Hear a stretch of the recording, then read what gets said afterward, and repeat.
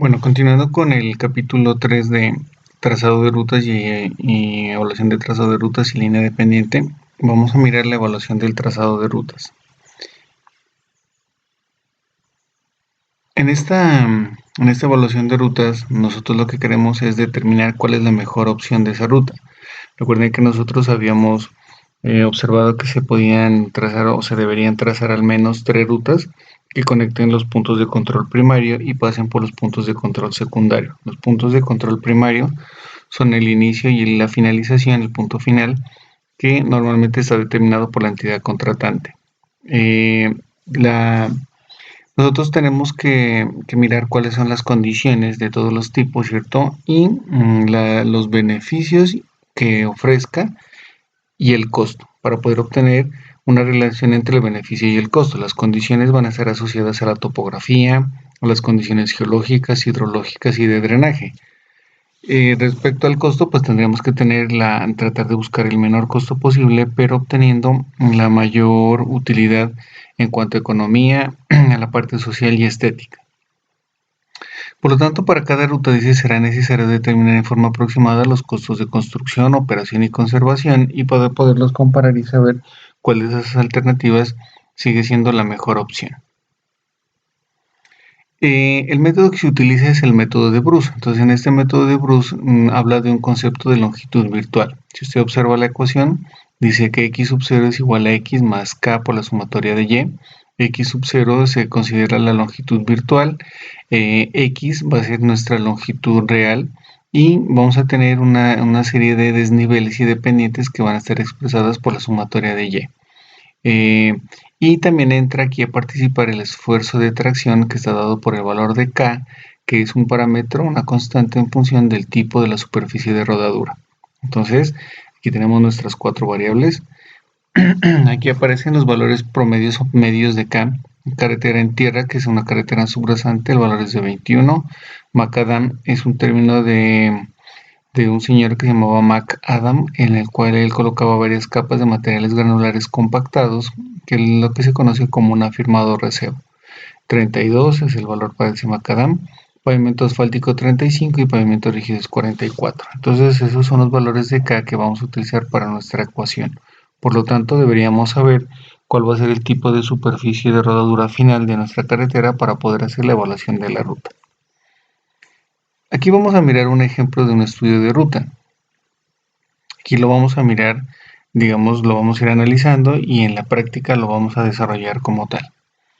En el plano de la figura que vamos a observar hay unas escalas de unas curvas de nivel con equidistancia cada 50 metros, lo que significaría que esa escala es una escala bastante grande que seguramente va a salir de un plano, de una restitución o de un Google Earth.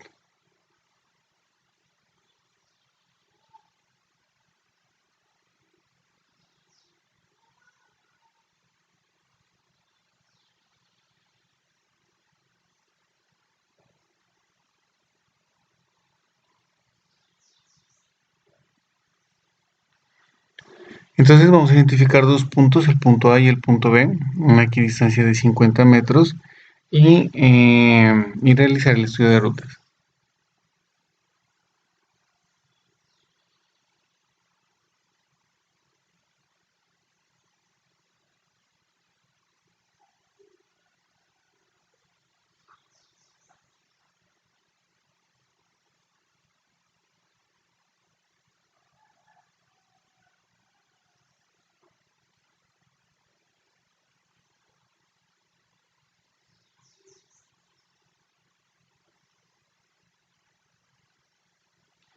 Entonces vamos a realizar el estudio de rutas que unen los puntos A y B. Aquí observamos un plano, miren, en la cual tenemos un punto A, ¿cierto? Vamos a tener un punto A y vamos a tener un punto B. La idea es trazar una ruta, ese es el objetivo de esto, trazar una ruta que conecte los dos puntos.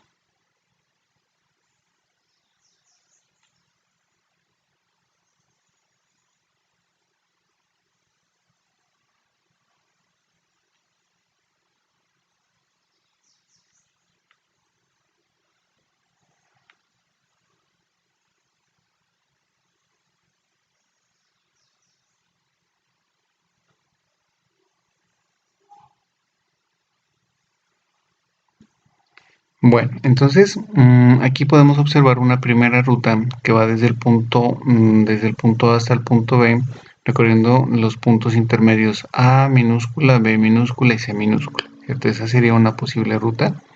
Si podemos observar, va por unas curvas que están relativamente altas. Miren que las curvas están dadas cada 50 metros.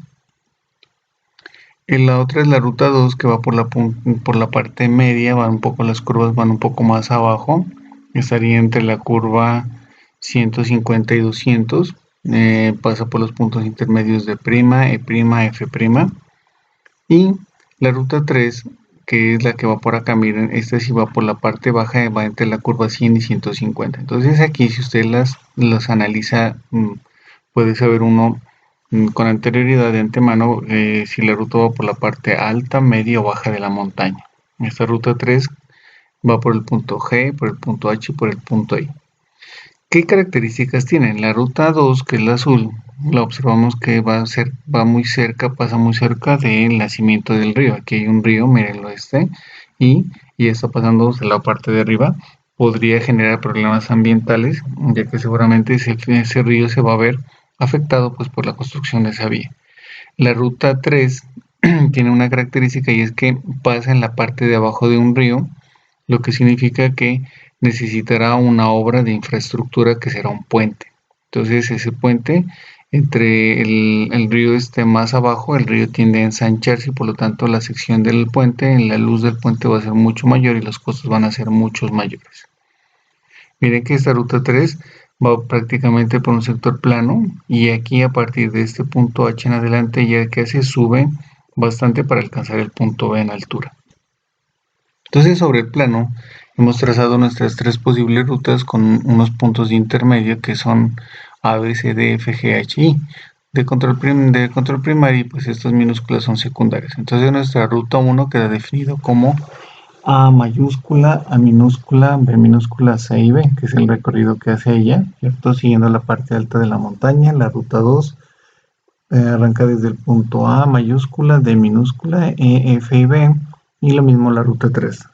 Mire que siempre arrancan en el mismo punto y terminan en el mismo punto.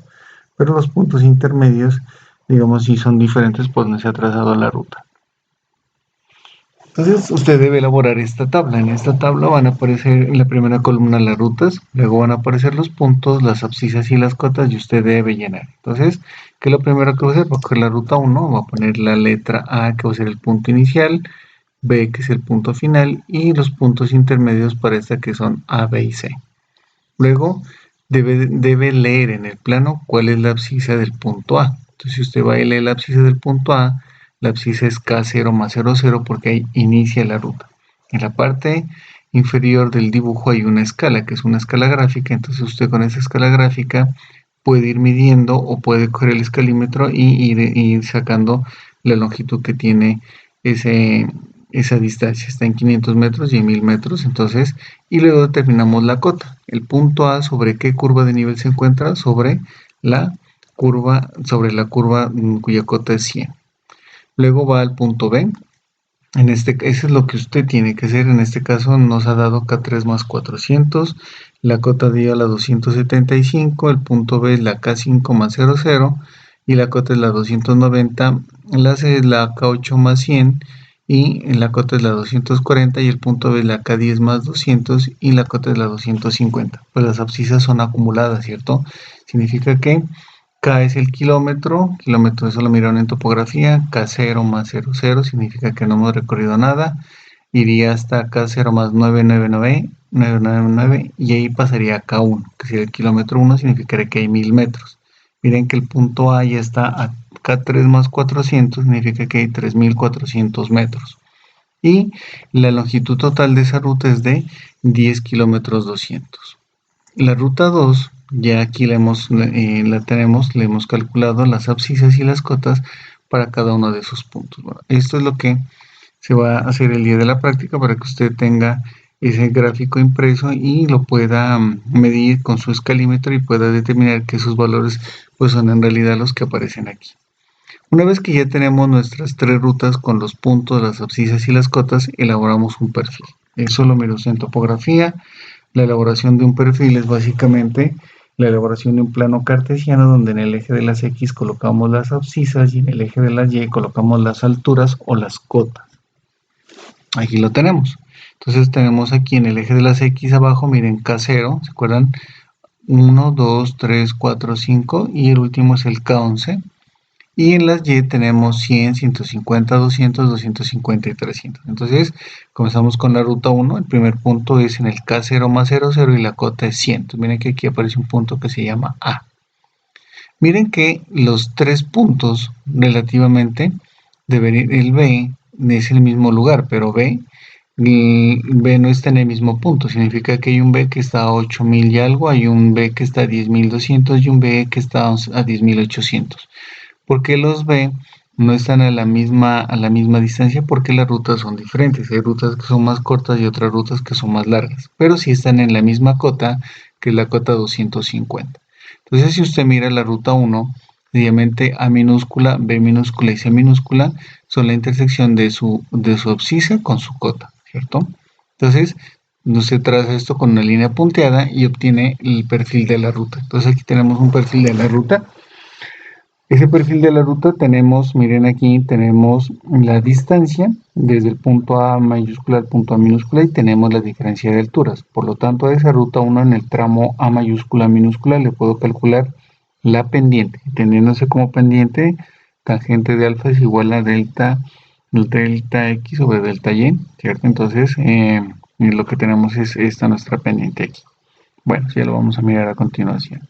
Entonces, tenemos aquí nuestras tres rutas. La ruta 1 se observa que va por la parte más alta, miren. La ruta 2 en la parte media y la ruta 3 viene por la parte más baja, que lo hemos mirado en el plano. Cálculo de pendientes.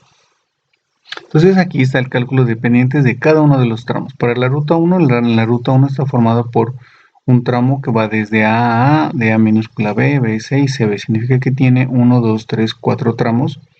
El desnivel será la diferencia del punto final, que será el de la A minúscula, que será 275, menos 100, que es la cota de la A mayúscula. Por lo tanto, tenemos una diferencia de 175, ¿cierto? Y la distancia horizontal es la longitud que tenemos ahí, que serían de 3400 metros.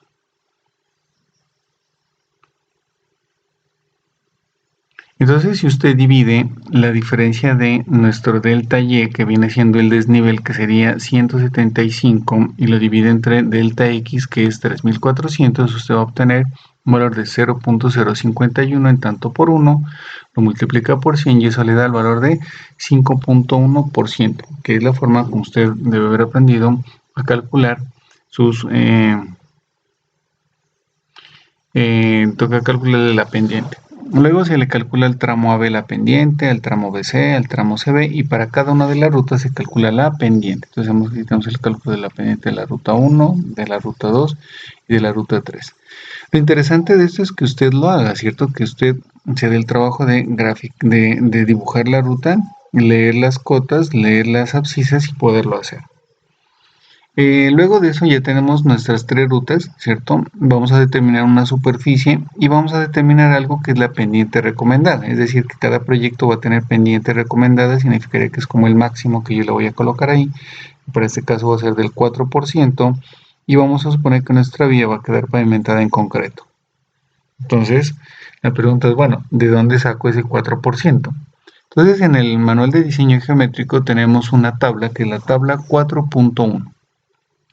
Tabla 4.1, aquí empezamos a utilizar el manual, es la pendiente máxima del corredor de ruta. Recuerden que estamos en corredores de ruta en función de la velocidad del tramo. Entonces nosotros vamos a suponer que tenemos una velocidad de tramo, digamos, de 60, 70 60 kilómetros por hora, que nuestra vía sea secundaria, por lo tanto lo que dice que la pendiente máxima debería ser de ¿cuánto? De 7. Por lo tanto, esa pendiente recomendada de aquí, de 4, nunca debe ser superior a este valor que aparece en esa tabla 4.1. Deberíamos tener velocidad de tramo, debemos tener categoría de la carretera y nunca debe exceder este valor. Esta pendiente no debe confundirse con la de la tabla 4.2. La tabla 4.2 lo vamos a utilizar cuando miremos diseño geométrico vertical en diseño de carreteras 2. Aquí en esta tabla lo que nos presenta son las pendientes máximas de la tangente vertical. Pero si usted ha sido muy respetuoso de en su ruta utilizar esta tabla 4.1, usted nunca va a tener problemas con que una vía tenga pendientes excesivas, ¿cierto? Bueno, aquí nuevamente aparece nuestra gráfica, nuestra ecuación de longitud resistente igual a X, que son las longitudes que medimos en ese dibujo, K, que ya lo tenemos en función del tipo de pavimento, y la sumatoria de Y, que son los desniveles. Bueno, entonces el análisis que se hace a continuación debe hacerse en sentidos. Entonces debemos hacerlo en sentido desde A hasta B y en sentido desde B hacia A, y luego para cada una de las rutas. Entonces vamos a mirar cómo sería nuestro primer sentido. La ruta 1, ¿cuáles son los niveles perjudiciales? Entonces en el primer tramo, desde A minúscula a mayúscula, tenemos un desnivel de 175 metros, luego tenemos un desnivel de 15 y luego tenemos un desnivel de 10. La sumatoria total de nuestros desniveles es de 200 metros. X, en nuestro X minúscula, es la longitud que tiene esa ruta. Si usted la mira en la primer cuadro, en la primera tabla, terminamos que la ruta 1 termina en el K10 más 200. K es el valor de 44 que corresponde al pavimento rígido, y si sacamos la sumatoria de las Y, vamos a tener que aquí todos nuestros valores son de 200. Prácticamente nuestro perfil lo que va haciendo es que va subiendo. Mírenlo aquí, regresémonos en las diapositivas, tenemos todos nuestros tramos van a ir subiendo básicamente. Solo hay un tramo que es de B a C que no sube, ¿cierto? Bueno. Luego seguimos entonces aplicamos la ecuación. X sub 0 es igual a X más K por la sumatoria de Y, sería 10.200 más 44 por 200 igual a 19.000 metros. Esa sería nuestra longitud virtual de nuestra primera ruta en el sentido AB. Luego tenemos que calcular en el sentido B. Pero calculemos todas las tres rutas en el sentido AB. Luego tenemos aquí nuestra siguiente, que se llama desniveles perjudiciales por contrapendiente. Contrapendiente significa que vamos a estar subiendo, ¿cierto? Cuando hablamos de pendientes bajando, contrapendientes son las subidas. Entonces tenemos lo mismo, 80 más 40, 160, se genera lo mismo. Bueno, estas son en el sentido AB. Vamos a las del sentido, en el sentido BA, ¿cierto? Sentido desde B hacia A tenemos primero desniveles por contrapendientes, que son los primeros 50 metros, y luego hablamos de desniveles por exceso de pendiente. Entonces, exceso de pendiente significa que tenemos que mirar cuáles son las bajadas, pero que esas bajadas sean superiores a la pendiente recomendada. En este caso tenemos, si usted lo analiza en el sentido B a la ruta 1, tenemos una bajada que tiene una pendiente de 5.1% que es superior al 4%, entonces dice que es el desnivel por exceso de pendientes, la diferencia de pendientes por la longitud. Sería 5.1 menos 4% que es la recomendada por 3.400. Entonces aquí tenemos 37.4 y X sub 0 es igual a X más la sumatoria de el más K por la sumatoria de Y. X sigue siendo 10.200, el K es nuestro 44, y aquí cuáles son nuestros desniveles. Por contrapendientes fueron 50, y por exceso de pendientes, es decir, bajada, solo tenemos una que es de 37.4 y esa nos da 14.046. Lo mismo se hace para la ruta 2 y para la ruta 3. Esto pues usted debe sentarse y hacer el ejercicio para que lo pueda pues entender mucho mejor. Entonces, ¿cuál es la menor ruta de ambos sentidos? La ruta que tiene menor sentido es la ruta número 3. Esta ruta número 3 tiene una longitud muy pequeña, pero ¿cuál es el problema? Incluye un puente. Entonces ahí tenemos problema.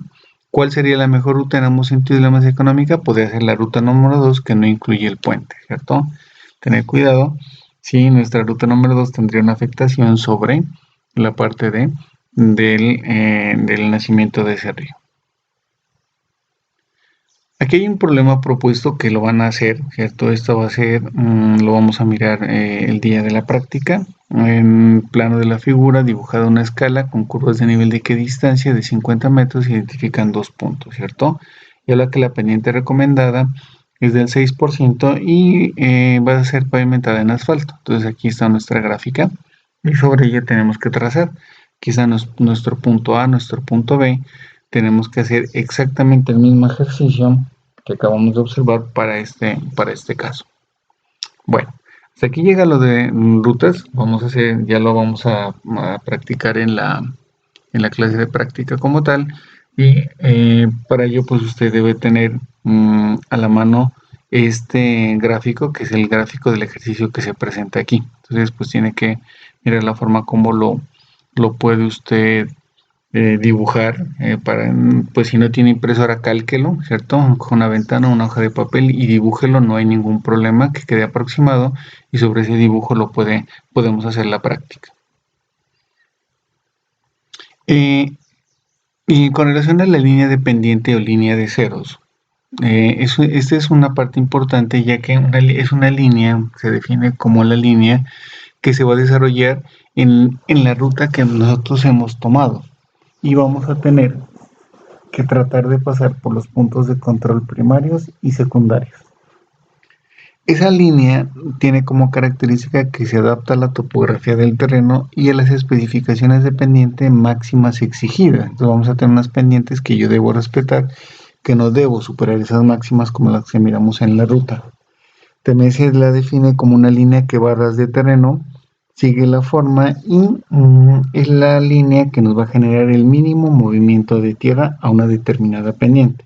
Entonces normalmente el eje de la vía se trata de acercar en lo posible a la línea de pendiente. No va a ser total porque pues la línea de pendiente es una línea que es muy quebrada y que nos sirve como orientación para el trazado. Sin embargo, dice la línea de pendiente no se puede tomar como un eje, porque lo que le digo son tramos muy rectos, muy cortos, ¿cierto? Entonces vamos a tener problemas y los vehículos pues no van a poder transitar sobre una línea de pendiente. Entonces, una recomendación que debe tenerla en cuenta es que normalmente las líneas de pendiente se deben proyectar las mayores pendientes iniciando el tramo y las más suaves cerca de la parte superior del ascenso. Entonces, miren, este es un gráfico, ¿cierto? Aquí tenemos curvas de nivel. La primera pregunta es, ¿cuál es la equidistancia que se tiene en esta topografía? ¿Cuál es la equidistancia?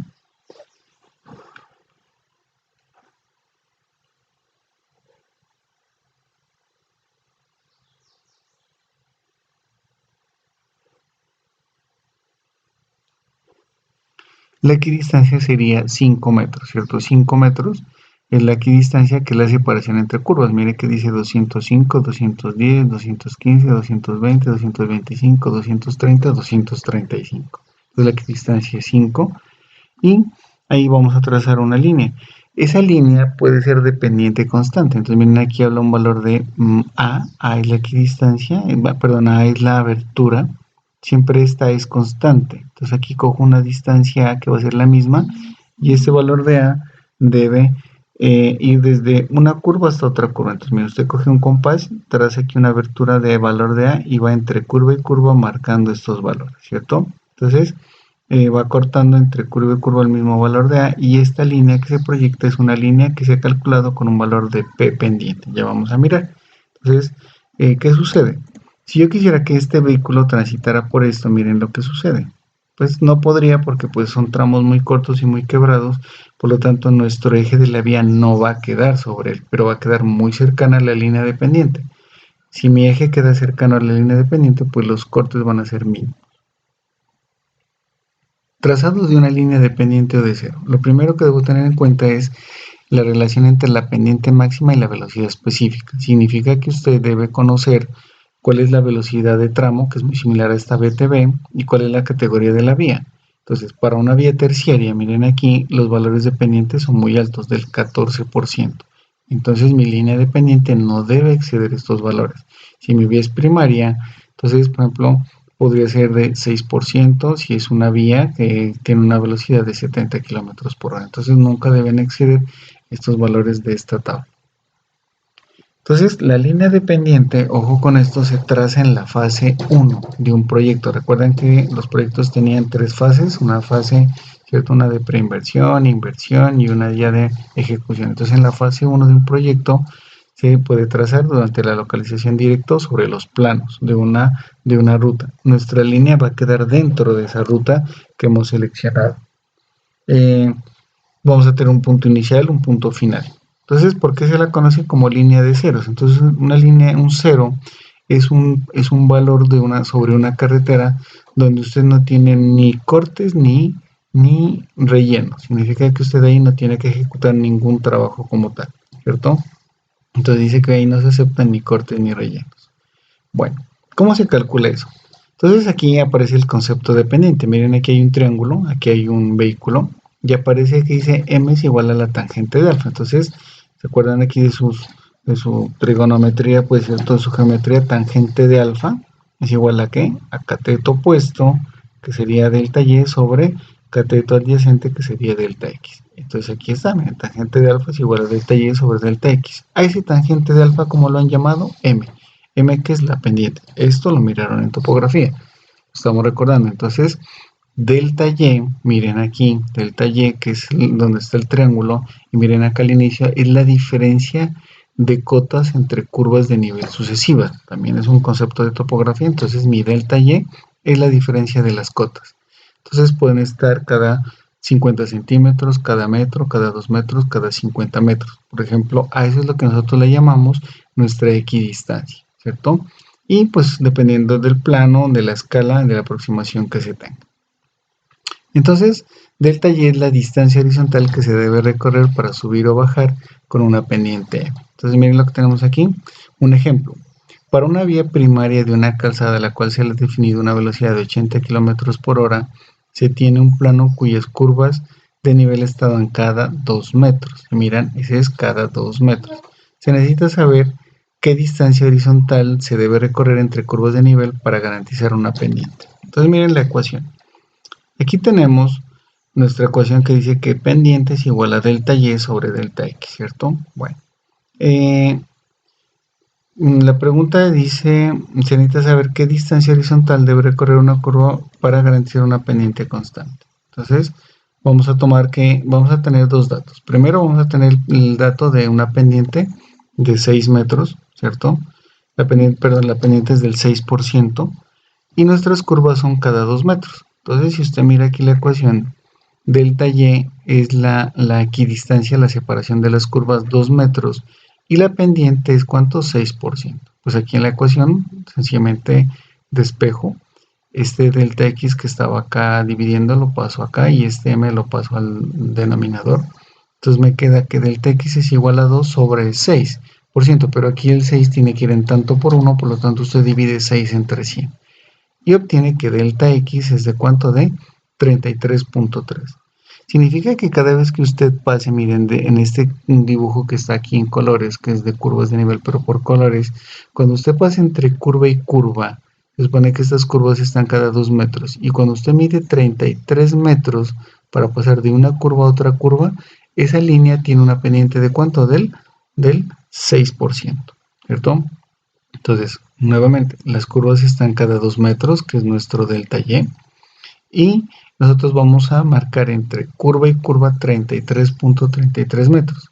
Cuando usted dibuja entre este punto y este punto de la curva 33.33 metros, significa que la pendiente de esa línea es de ¿cuánto? Del 6%. Bueno, la línea de pendiente sobre planos topográficos. Entonces, ¿cuál es el procedimiento? Se deben fijar los puntos de control primario, se deben fijar los puntos de control secundario, se debe determinar cuál es la escala con la cual nosotros vamos a trabajar, la equidistancia de las curvas de nivel, que sencillamente leerlas.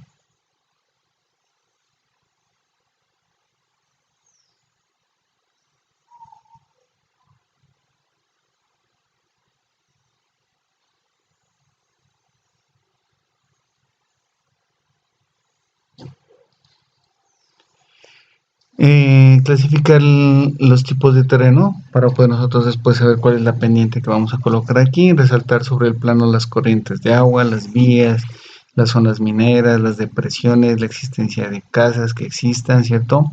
Y determinar la pendiente máxima y demás especificaciones de ese tipo de vía. Entonces aquí tenemos nuestro dibujo nuevamente. M es igual a tangente de alfa delta y sobre delta x. M es la pendiente que seguramente la vamos a conocer, va a estar dada por las condiciones de la carretera, y delta y va a ser la equidistancia o es la equidistancia de la separación entre curvas. Por lo tanto, nosotros vamos a poder calcular delta x, que es la longitud que se va a medir entre curva y curva.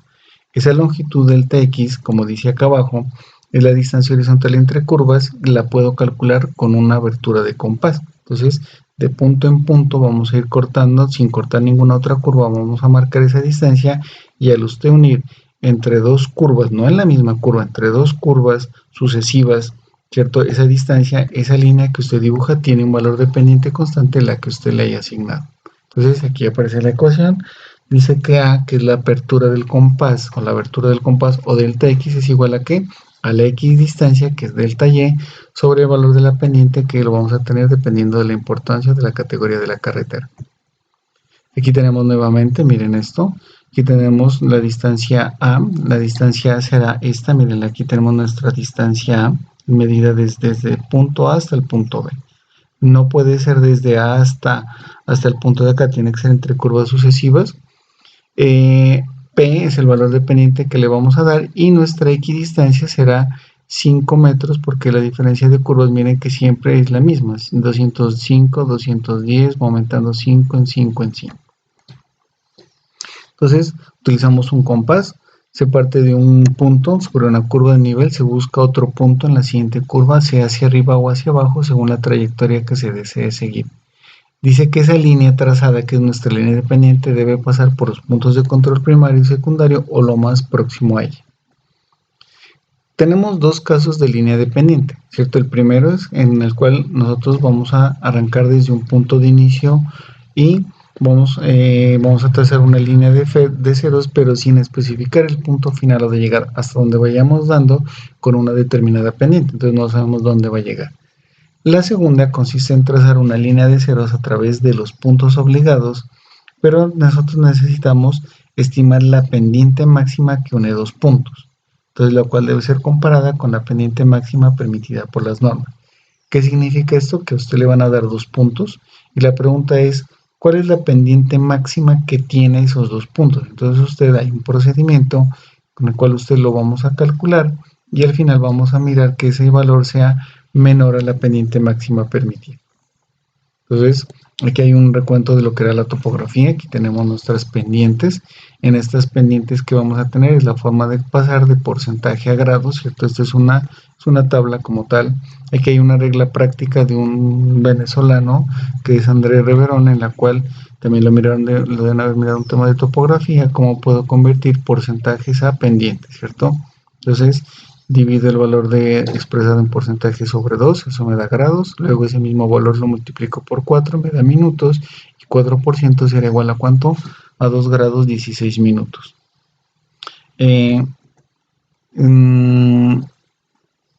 Si el valor excede el 5%, pues uno lo que tiene que hacer es aumentarle 2 minutos, como en el ejemplo de acá abajo. Bueno, esos son temas de topografía que los coloqué aquí para que lo recordara y los tuviera como elemento adicional si los llegara a querer, si no lo puede hacer con la calculadora.